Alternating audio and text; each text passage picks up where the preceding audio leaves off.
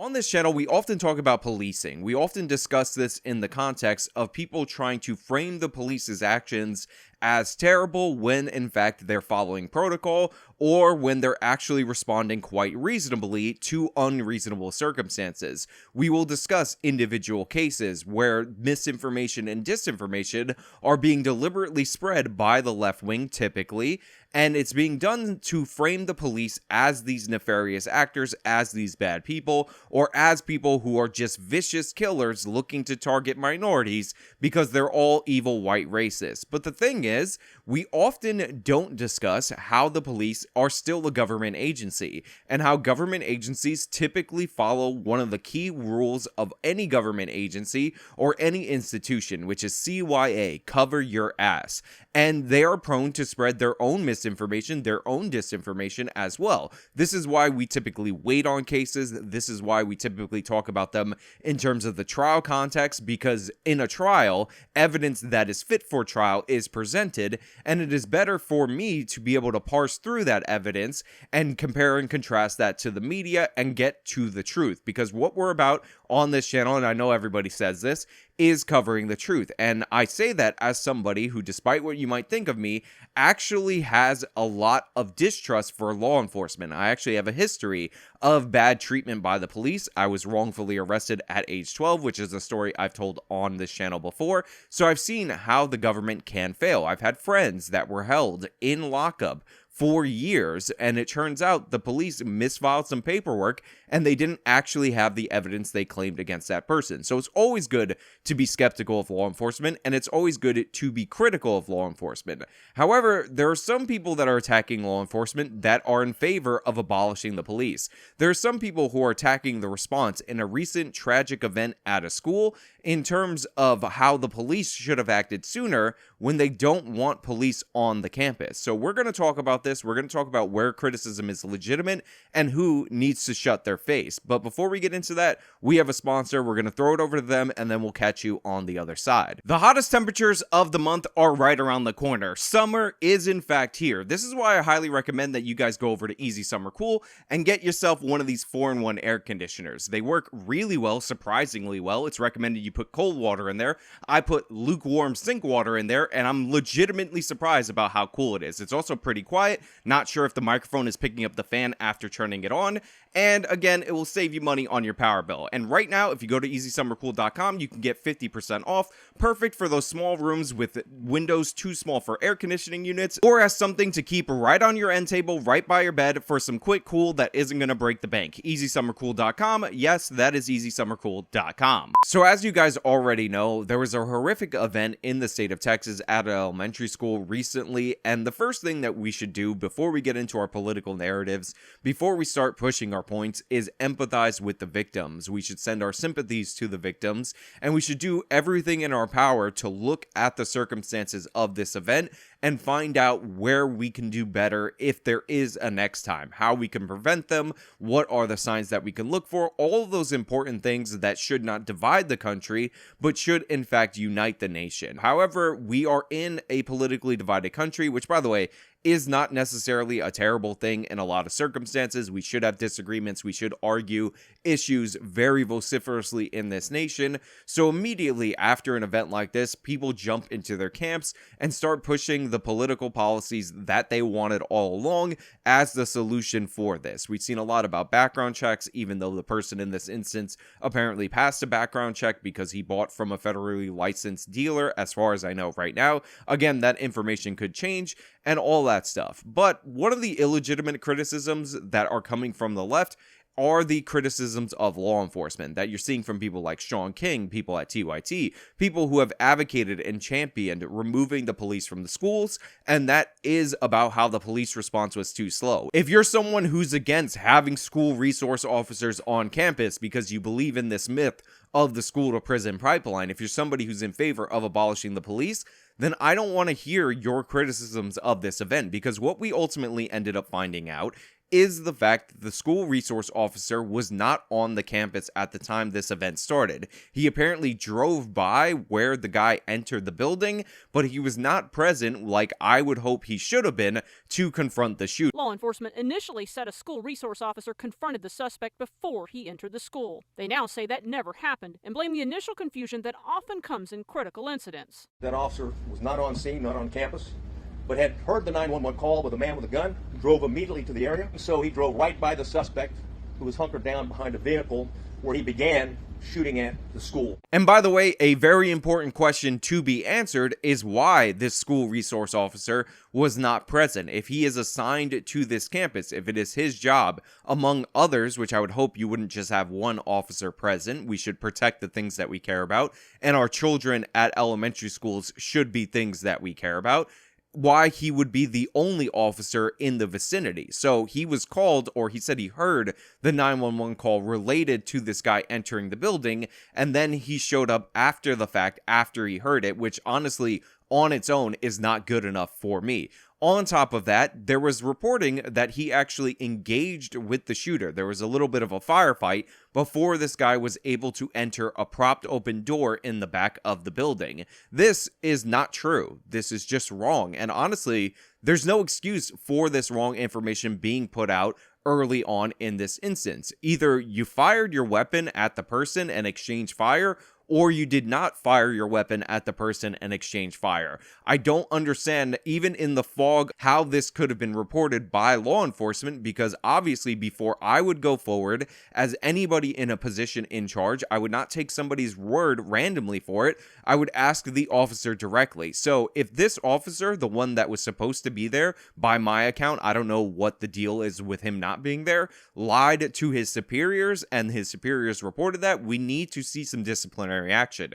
If the head of this department, the person who was at the press conferences, spreading these lies related to this heroic cop allegedly confronting him in the back of the school, and then this guy somehow sneaking by him, just took some random person's word for it, he should know better. He should know that when you hear a lot of shots firing, it's hard to tell who is firing, and he should have confirmed with that officer. And that really bothers me, and it should bother everybody out there in my audience, no matter what side you are on in terms of the political spectrum. It should bother you if you work in law enforcement, because the number one priority when a bunch of children are dead at 19 shouldn't be for you to exalt the police department and talk about what a great job that they did and provide examples of the good job that they did that aren't even true.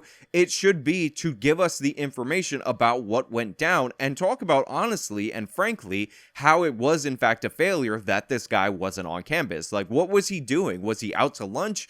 If he was out to lunch, do they not have multiple people at the school who go to lunch in shifts? Like, what is going on in this instance? And why are you giving us bad information that looks like you're trying to promote the police department when the police department didn't seem to act very well in this instance? And by the way, this isn't the only example of the police not acting well or not appearing to act well in this instance. There's a lot of complaints about them waiting outside the school for a really long time before entering and actually waiting for the federales to arrive, the Border Patrol, and their tactical team to enter this building. Gut-wrenching admission today from law enforcement. For more than 70 minutes, officers waited outside a classroom while 19 children and 2 teachers lay dead and dying inside Robb Elementary. The incident commander having decided that he was no longer dealing with an active shooter. Hey, for the benefit of hindsight, where I'm sitting now, of course it was not the right decision. It was the wrong decision, period.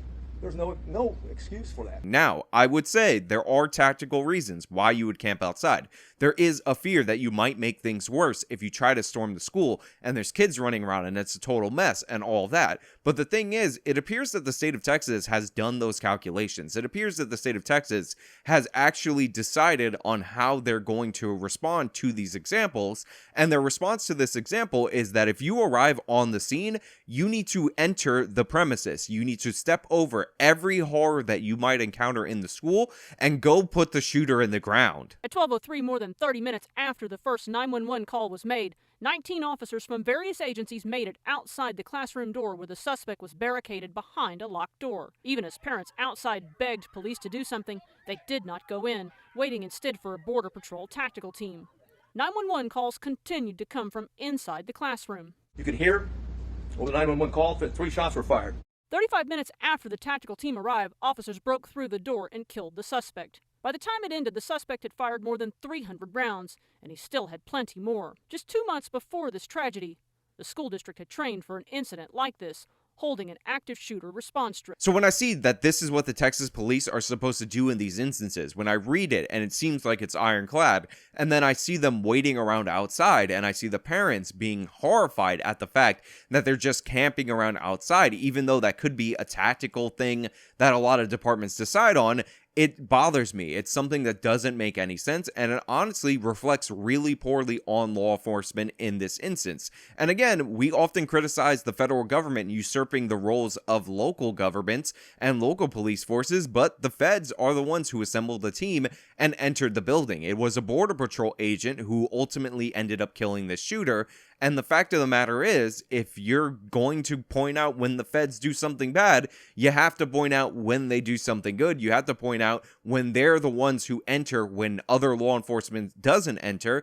And you have to point out that there are problems with how this actually goes down in the moment. And by the way, I am not somebody who's going to go LARPing on you. I'm not somebody who's going to say, if I was in the area, I would have put on my vest, I would have grabbed my weapon, and I would have entered the school. Because honestly, I don't think that that is the case. I wasn't there. I'm not going to be this hero like on the internet that's going to solve all the problems and all that nonsense. I'm just somebody watching as an observer, and just because I'm not in a law enforcement context, and just because I, as a random citizen, don't know how I would react in that scenario, does not mean that I can't criticize law enforcement who have protocols, who have training, who have basically an ironclad, this is what we do in this situation, and they don't follow it. On top of that, we also have to discuss the level of equipment that these officers have, because there could be a situation where even though their protocols say one thing, they don't have what they need. They don't have the helmets, they don't have the vests, they don't have all the equipment that you would need to breach a situation like this, and then you could end up in a situation where they actually make it worse, where an officer ends up becoming fallen, and then the suspect has another weapon to utilize in that situation. So I want to know all of this information.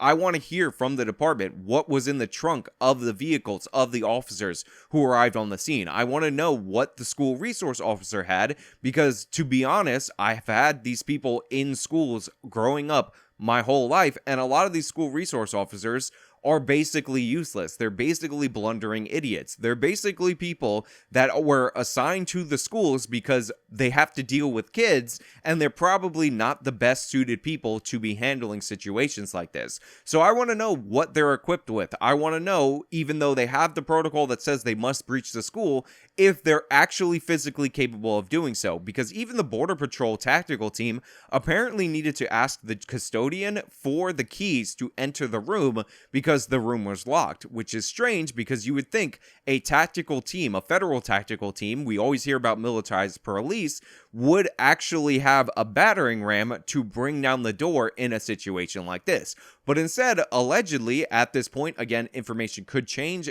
There's always bad information early on in this event.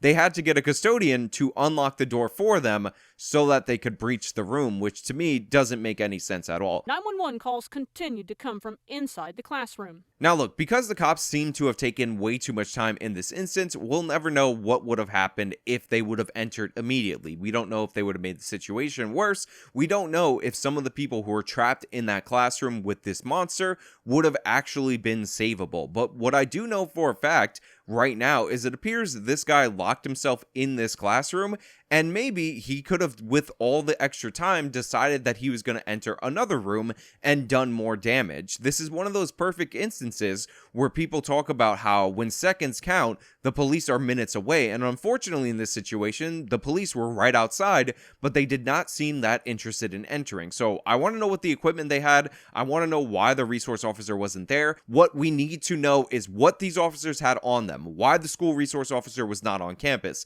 Is that something that is normal? Is that something that is abnormal? Why there appears to be only one school resource officer on campus?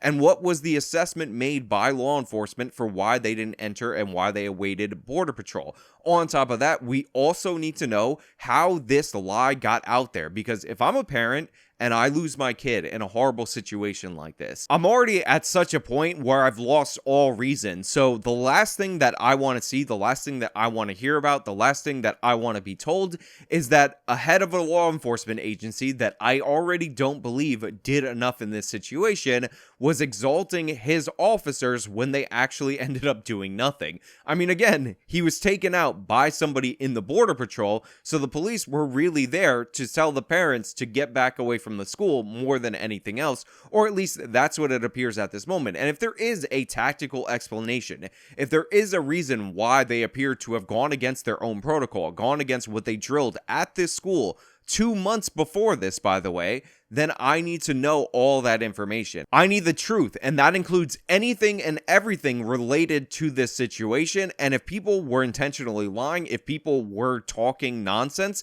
then I don't even want to see resignations. I want to see outright firings, the losses of pensions, consequences for not telling the truth. Again, we can talk all day and night about how the left's criticism of the law enforcement in this situation is totally disingenuous. You can't say that these people that I don't want to exist, that I want to abolish, didn't act fast enough. You can't complain about the school resource officer not being on campus when you say you don't want any officers on campus because they're evil white racists and blah blah blah. Black kids get suspended too much, school resource officers are racist somehow, and those things are connected. I don't want to hear that nonsense. What you can do is, if you're a reasonable person and you have expectations of law enforcement and you expect them to do their job properly, is examine this situation and then throw your criticism. So I'm throwing all those people out that talk all the nonsense all the time and are just anti-cop, and we're going to have this conversation with people who understand the important role of police and understand why government power should be viewed as something that we should be skeptical of. But hey, those are just my thoughts. Let me know your thoughts down in the comments below. If you like this video, you show me by leaving a like. You can subscribe for more content. You can follow me on all my social medias. You can support me via the support links in the description box of this video. This has been me talking about the law enforcement response to an absolute horror show in the state of Texas. Till next time.